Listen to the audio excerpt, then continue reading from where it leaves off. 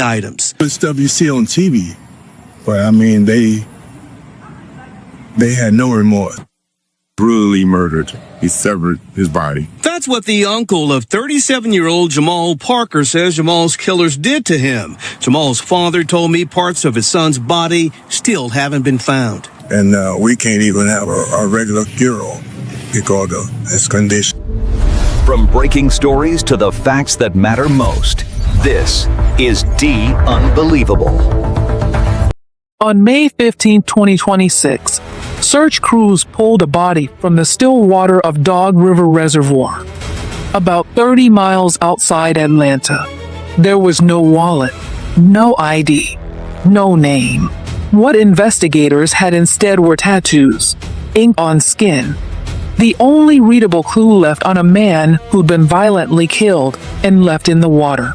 For exactly 1 month, that man had no identity. Somewhere in Atlanta, people who knew him kept waiting for a call that would never come. They had no idea he was already gone. And less than 2 miles away, in a quiet, newly built subdivision, deputies had already spent 4 straight days tearing apart a home for what they believed, at the time, was a completely unrelated case. Nobody connected the two. Not yet. This is the story of how a tattoo, a phone call from an ex, and a father's DNA sample finally gave a nameless man back his identity and led investigators to the 2 people now accused of taking everything from him. His name was Jamal Parker. He was 37 years old, from Atlanta, and if you'd spent any time in the city's bar scene, there's a good chance you crossed paths with him. Parker worked as a bartender, and according to the people who knew him, he didn't just pour drinks, he created them. Friends and family later described him as a musical artist and a visual artist as well, a man who poured the same creativity into his cocktails that he poured into everything else. A bold, robust bourbon like Wild Turkey. It adds a cohesive bond to all the ingredients. Old-fashioned is not. His father, Charles Parker, put it simply. His son was loved by everyone. A tribute set up by the family to help cover funeral costs called Jamal a beautiful soul and spirit, who loved life and the people he met along his journey. It's the kind of language families use when someone's absence leaves a hole that's hard to put into words. What we don't know, and what hasn't been made public, is the full picture of Jamal's final days.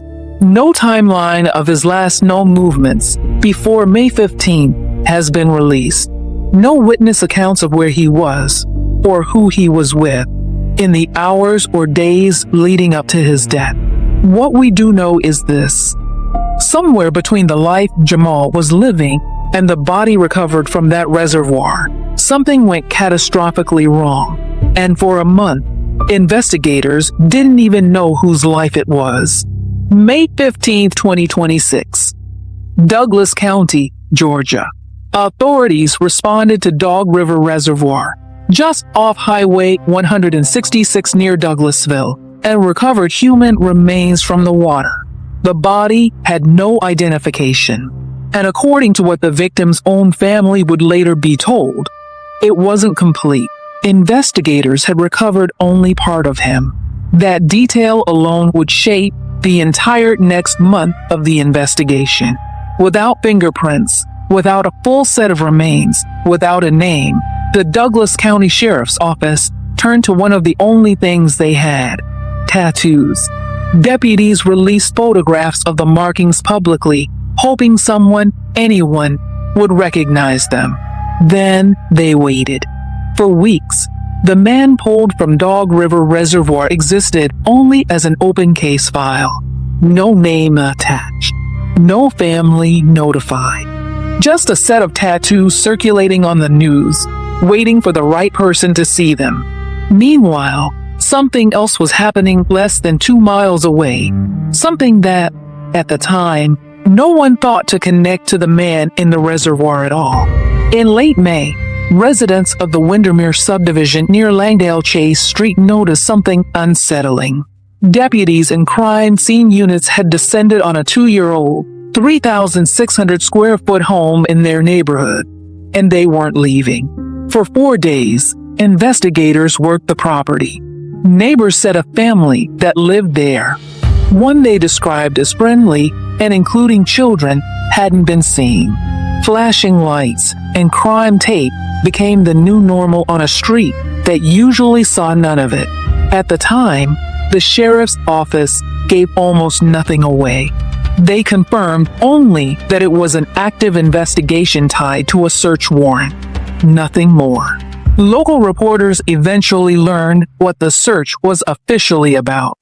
A drug and identity fraud investigation connected to a home owned by a woman named Brittany Baker. On paper, it had nothing to do with a body in a reservoir 2 miles away, but investigators searching that home removed items that, in hindsight, would take on a far darker meaning: a reciprocating saw, cleaning supplies, air fresheners.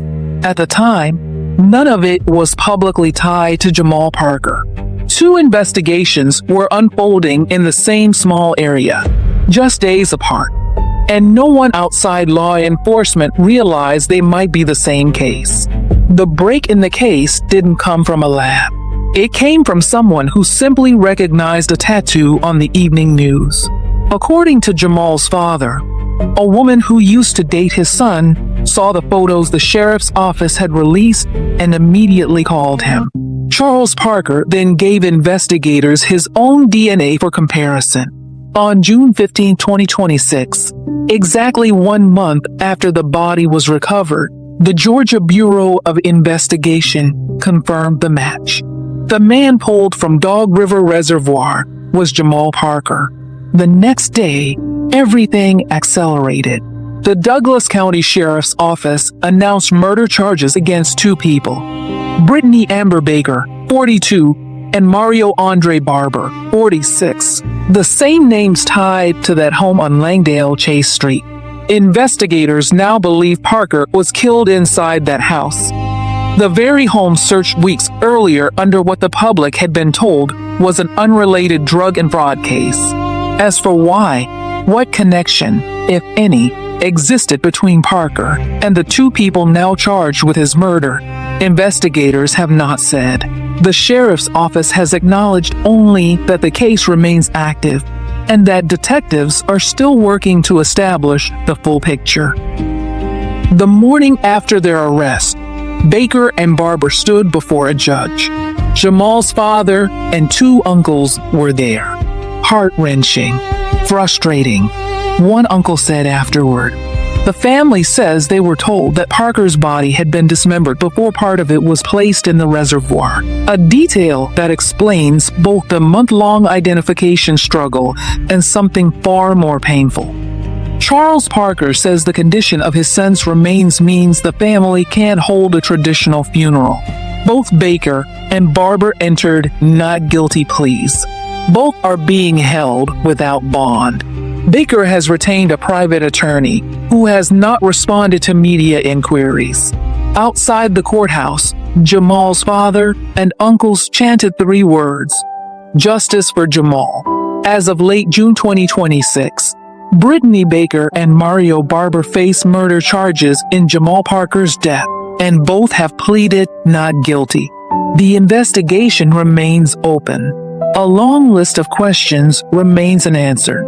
Investigators have not disclosed the nature of Parker's relationship to Baker and Barber, or what, if anything, connects him to the drug and identity fraud case that first brought deputies to that house. No motive has been released.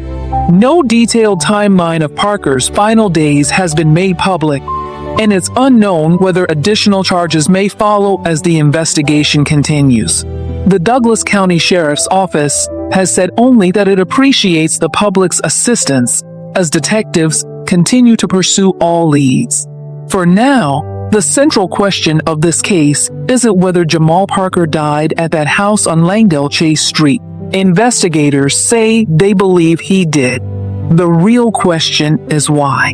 And right now, that answer belongs only to the people who were there.